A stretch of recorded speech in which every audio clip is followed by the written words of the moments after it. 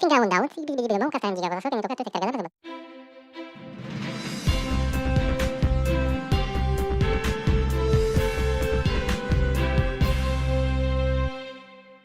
Hello, this is Jimmy T with Eye on Animals. We were calling it furry friends, but that's not correct because sometimes you get some cold-blooded creatures, right? Yep, sometimes we sure do. So this is the amazing, who's this? Lindsay? Lindsay Stein. That's two E's. And who is this? This is Winston. Winston. Oh, Winston. How old is Winston? Winston was about, I would say, 4 months old. Oh, he's beautiful.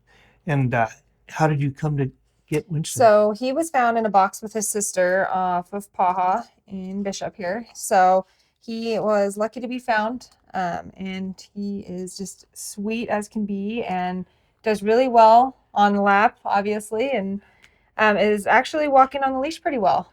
So him and his sister are ready for their forever homes. What is he? He is a little lab mix. And how big do you think he'll get? I think he'll be a little bit bigger than a medium-sized dog. So definitely anybody who's taken Winston or his sister will need to make sure, they have the adequate space for a little bit of a bigger dog. What's his sister's name? I apologize. I'm not sure of his sister's name. They were just recently found, so. Are they twins or are they very similar? They're very similar. So how would someone come to adopt Winston? So you would just call the animal shelter at 760-938-2715 or stop in. Usually their hours are Tuesday through Sunday, and they're closed to the public on Monday. That'll be wonderful. Yes. And you also accept donations of any kind? Yes. So we accept donations in money form, or if you would like to go to our Amazon wish list, there's a list of things that the shelter could use. If you need more information on that, we could definitely reach out to the shelter at 760-938-2715. Now, have they extended the special about free adoption? No, currently there's no free adoptions going on. That may come up in the future. As of right now, it's back to regular adoption. But yeah, we're still at full capacity, and it's just a good reminder for everyone to spay and neuter all of their animals. That definitely helps keep the shelter population down and helps keep these little cute puppies off of the side of the road in a box. What's your population right now? So we have about 20 in that currently still, and we have about 20 cats in that, is also including the fosters that are out there. Definitely, with kittens, there's more of a population of those. Yes. Now, if somebody wanted to foster Winston, how do they do that? So they would reach out to the animal shelter, and you would fill out an application, and once approved, then you would be eligible for foster. And then from there, you would foster individuals like Winston or his sister, or even some kittens, take care of them until they're ready to be fully adopted out. Huge. Lindsay, thank you for bringing Winston. Winston, thank you for coming. Winston is chill. He's just so mellow. Yeah. So this is Jimmy with Lindsay Stein and the amazing Winston. Call. He wants to go home with you. Yes, he does. He wants a forever home, someone to love on him and treat him so good. That work as teams to bring all those ballots back to us. We have people that perform the audit we talked about. That is done by the public. From opening the envelope ballots to shelling them, to scanning them, to locking them up, it's all done by the public. The only thing our staff does is checks in and validates the mailed envelopes we receive, but they're sealed. So everything else that's done with the ballots is done by the public. So it's called a mail ballot canvassing board, and then we have a mail ballot scanning board. And we have election night workers. So that's all broken out. And so on our website, elections.inyocounty.us, there is a whole page on election workers. It lists all those different positions and their new pay ranges. When does one apply? We are going to start sending out letters for all the workers that have already signed up for us next month. So it's going to start rolling pretty soon. So how does one sign up if they've not done it before? Contact us. Email us, call us, 760-878-0224. and ask for more information on how to be a poll worker, and we'll get you in our system and make sure that you get our recruitment letters. That's outstanding. So, and you've got the polling places, you've got the volunteers, you've got the after election audits. You said there's the envelope audit and the Their mailed ballot, the mailed ballot canvassing board, mail ballot canvassing board, and then what's the other one? the mailed ballot scanning board. Yep. And then the audit board. Now, is this like other security areas where I've worked where it's a no loan zone? You're not allowed to be in there alone. You have to be there with somebody Oh, else? absolutely. Ballots at all times throughout the entire process require 2 people to be with them at all times. So yeah, very secure, and it's a very cool.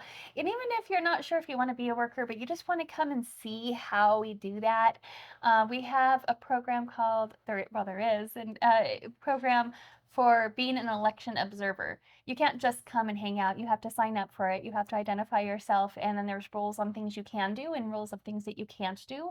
So if anybody just wants to come and observe, that is not a paid position. You're not working, you're just observing. But we love observers because we are so proud of the job that we do for our public. So if anybody just wants to come and see how we do what we do, contact me as well. Now, to back up just a little bit, you said that you digitized all the data for the electors in the area. Like, is that right? How do you mean? Well, you say you now have all the information in the data system. Oh, So when you get a the ballot, digital rosters. digital rosters. Okay, so let's talk about digital rosters. Let's talk about it. Cool. Yeah. So before digital rosters, let's talk about what we used to have. So we would have voters assigned to Bishop polling place, or the second Bishop polling place, or the Big Pine polling place, and so forth. The election workers at each location would get a list. They would get their paper roster with all of the voters in order by last name, but it would only be for their location, the Yes. voters that were assigned that polling place. So people who were assigned to Big Pine are not going to be on the Bishop roster, and vice versa. And then those were the paper rosters. They'd look up the name, they would sign it, they would issue the ballot. So the digital rosters have all INYO County voters loaded into them. They're tablets. So the election worker would search for it. You come up, they say, what is your name and address? They look up the information, they find it, they validate that the address and the information you gave them is correct. And then they have you sign the roster. But because it includes all voters, so now you can check in people in Big Pine at the Bishop location, or people who live in Bishop, you can check them in the Independence location. For us civil servants that drive to Independence every day, we love this option. We can vote on our lunch breaks now, as long as we bring our mailed ballot with us, because each polling place also only has its ballots for that location. An example of that is the school boards. If you live in Big Pine, you're going to be able to vote on the Big Pine school boards. So their ballots contain that contest. If you live in Bishop, they're not going to have your ballot. So that's why you have to bring your mailed ballot with you. But that's what opened that door, right? Is Yes. Everybody now has their ballot, and every roster has their name. They can do this. Yeah. That's outstanding. Yeah. It was Now, very cool. is that something you helped implement? Or is that Yeah, it is. We got the digital rosters to solve a problem of a bottleneck between processing mailed ballots to, by law, we are required to start opening and scanning mailed ballots on Thursday morning after election day. But we also have to control the data of who voted by mail, because we process that. We started on Friday before election day. That's when we process all the early mailed ballots. Then we stop that process entirely. We run the rosters, because the rosters will say who's already voted by mail. And then all the rosters come back into our office, the paper rosters, when we have that system, and when we would have to enter into a system manually who voted in person. And until all of that was balanced, could we start even verifying and checking in mail ballots again?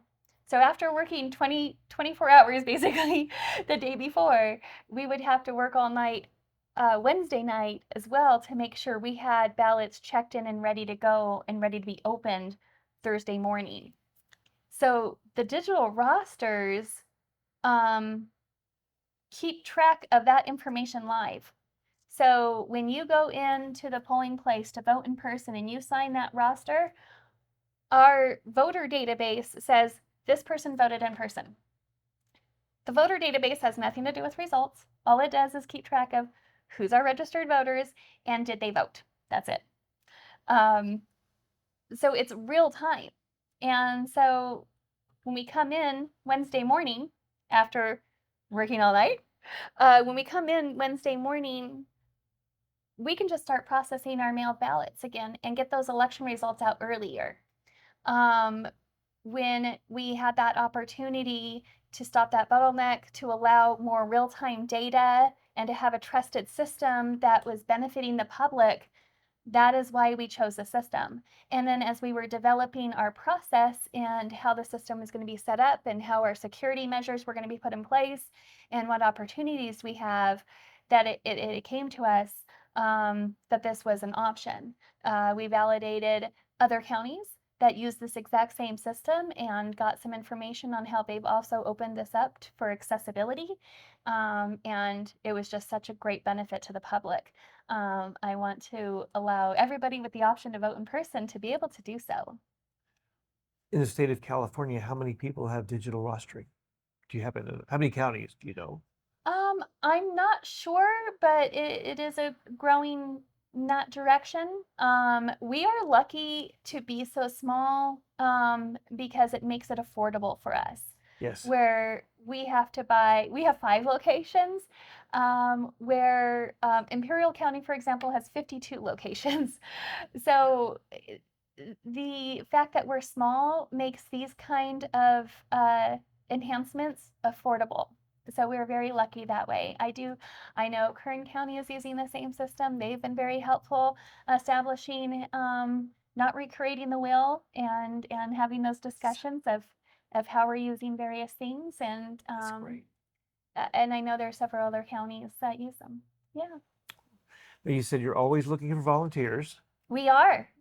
So there's lots of various jobs open. And visit our website. You can see all the pays and the positions and the benefits of being able to do that. And join our team and come be election workers. We also created part-time election worker positions. They have to be used sparingly, but I know that that is going to be well appreciated by a lot of our election workers that just cannot work a 15-hour day. We are going to have people on site from the 6 a.m. to the 10 p.m. or however late it takes to get everything packed up and balanced. And those people have to be the same people throughout the whole process, but then they can have worker helpers that may be able to work part-time. That's great. Yeah. And I imagine it's first come, first serve. I imagine that those positions are going to be well sought, but it is first come, first serve, and we do fill up. We have had to turn people down. It ebbs and flows. We've also had to beg people to work. So, yeah, anybody interested, please apply. If we can't fit you in there, we might need you in another area. And we talked about the no loan zone. What did you call it when you can't have only one person there? There has to be two? Yep. The ballots require that there are always 2 people with the ballots, any ballots, whether they're blank ballots or voted ballots. All ballots require 2 people to be with the custody of the ballots at all times. Now, does part-time employees do that, or is that separate? They can. There's usually always more than 2 people. We have it stationed to always say you shouldn't ever have less than 3 people because somebody may need to take a phone call or take a break. So we have it set up where it's kind of foolproof that It's a minimum of 2, but it's usually more. Now, you've been very gracious. You spent a lot of time. You gave us a lot of information. Is there anything I forgot to ask you or anything you'd like to conclude with? Let me check my notes. She's going to check her notes.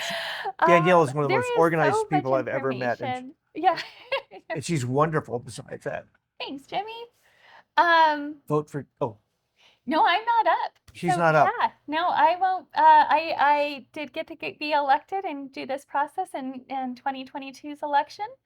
And I'm not up again until 2026. So, and I hope to be reelected then.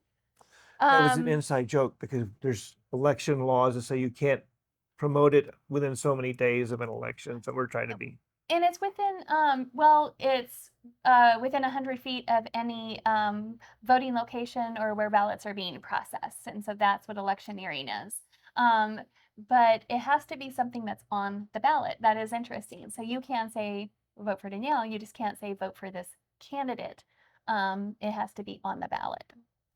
And that is the other thing that's going to be on our ballot is our contests that have a runoff in November. So for the March primary, anybody who won by more than 50% of the votes casted, they went outright in March. And any contest that had less than a 50% win, they top 2 go to a runoff. And so those are also posted on our website under what's on the ballot on our INYO County Elections website. And so District 5 has a runoff for our supervisorial district positions. And that's very impactful to our community. So we also have, I believe, our assemblymen and our state senators on there. They're listed on who went to the runoff. On those where it's encompassing more than one county, the top 2 is at the state level. So it's not who won the top 2 percentage of INYO County, but out of all the counties. So those names are also posted on our website. And I interrupted you. You were going to say something before I rudely interrupted you and distracted you. I forgot. Because I asked if there's anything you want to cover, anything I closing. think that's that there's more than just the open position. So we have school boards, hospital boards, the Board of Education, the city positions, and the small special districts are all up for candidacy period right now. But other things that will be on the ballot are the runoff contests where the candidates are already decided. It's those 2. People can't join those races, but they are going to be on our ballot if you live in their district. And we also are going to have a couple school measures that will be on the ballot. You'll see that go to the Board of Supervisors item on August 6th, Board of Supervisors meeting. Is there a bond issue on there? There are a couple school measure bonds for the Owens Valley School, which is Independence, Lone Pine School, and Bishop School district areas. There's 2. There's one for an elementary, and then there's one for the high school, middle school. And so those 2 sections overlap a little bit. So some voters will get one, some voters may get both of those. Awesome. This is. Yeah. I get so excited. I apologize. And Danielle is just amazing. So this is a combination. It's a perfect storm. Yeah, those measures. So measure period, the period that measures close is August 9th. So after August 9th, those measures for the local measures will get measure letters, and then they'll be posted on our website. So those measures are available in our office. We'll put out press releases. There'll be a 10-day review period. They can receive arguments for or arguments against. There'll be a period for that. There'll be a period for rebuttals. There's a lot going on with measures. But all that information, once the dates close, will all be on our website. And we will send out press releases on what's going on with those and when things are due. So the big ballot comes from this big booklet comes from the state with all the yes, no, how much it'll cost, everything like that. So the local measures I was just mentioning Yes. will be in our local book. The local book. And again, by district. Yeah. So if you don't live in Lone Pine, you're not going to see the Lone Pine measure. And then all of the 10 state propositions will be in the state guide. So anything that's done on state level will be in your state book. So they both books do have separate information.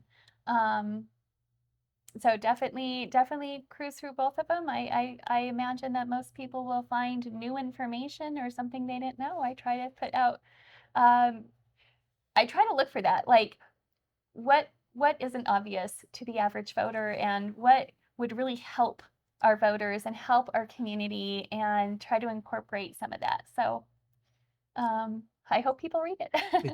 An informed voter is a great voter. And one of the things I like is a lot of the measures say, okay, we want to do this and it'll cost us $347,000.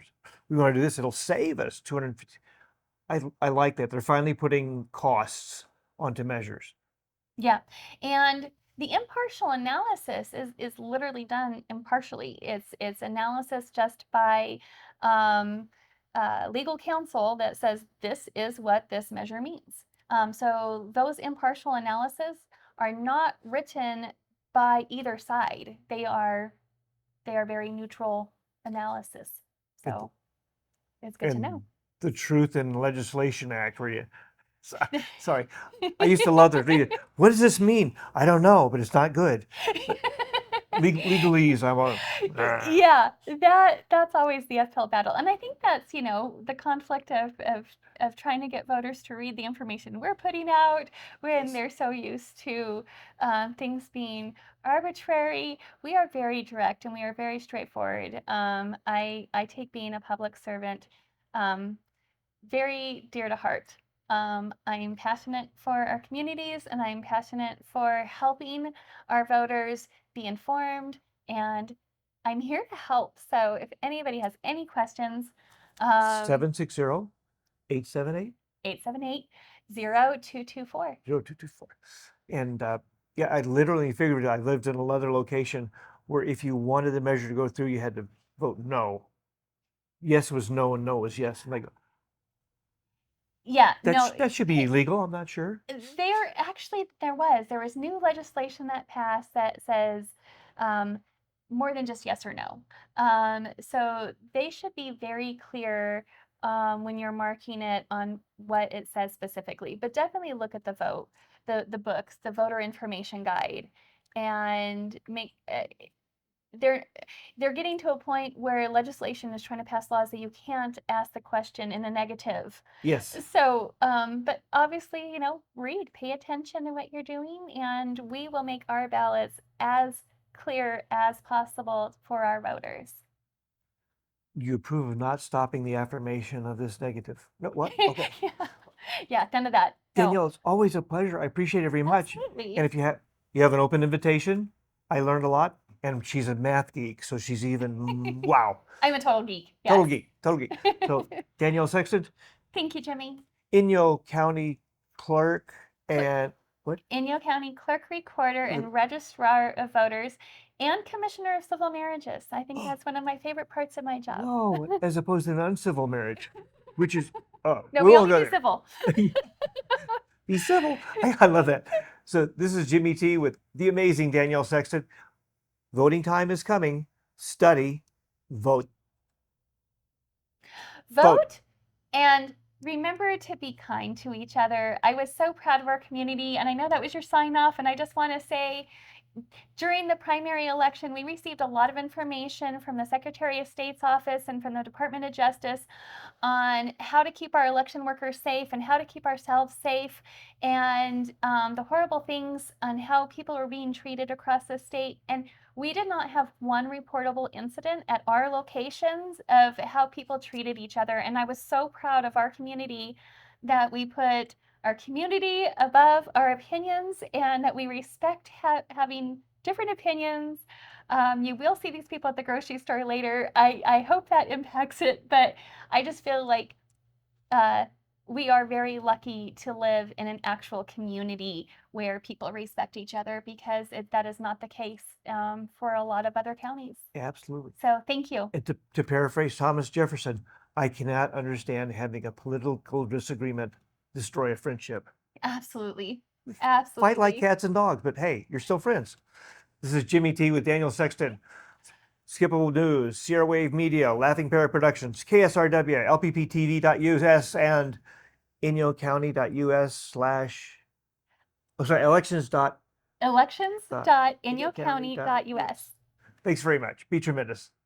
Hello, this is Jimmy T with Furry Friends and Others. We have the amazing Animal Control Officer, Yuhubi Bradonnex. Can you spell that for me once more time?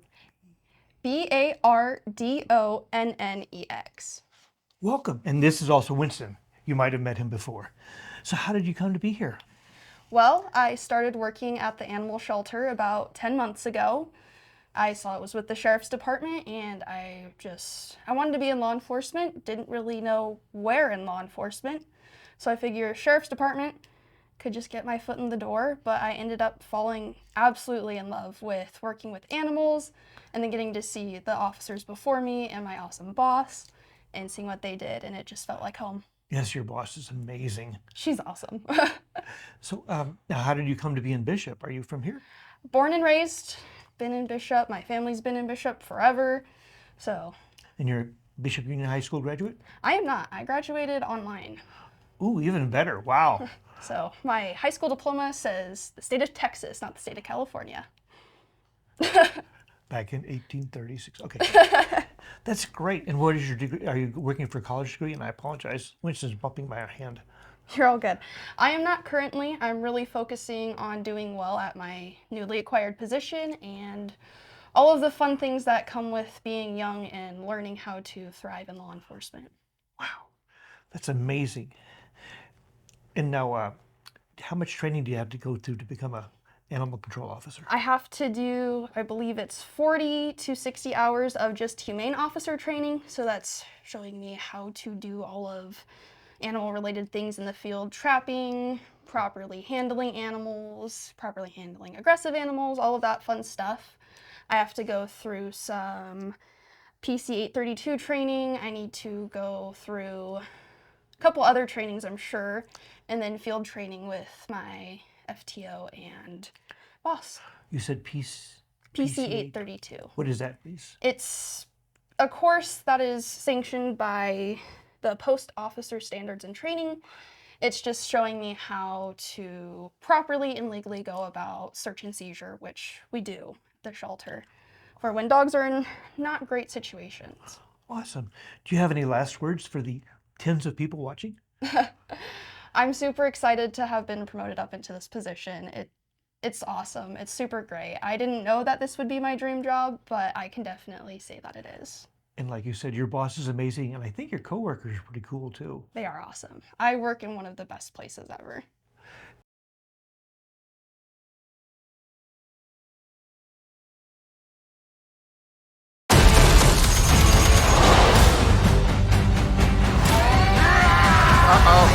God, I hate this planet. Let's give the people what they came for. I want to show you something huge. I don't think you're supposed to say that. God, I love this part. Wait! Nobody knows. Everybody knows. Get your spectral sock out, nerds. It's gonna get good. Rated R.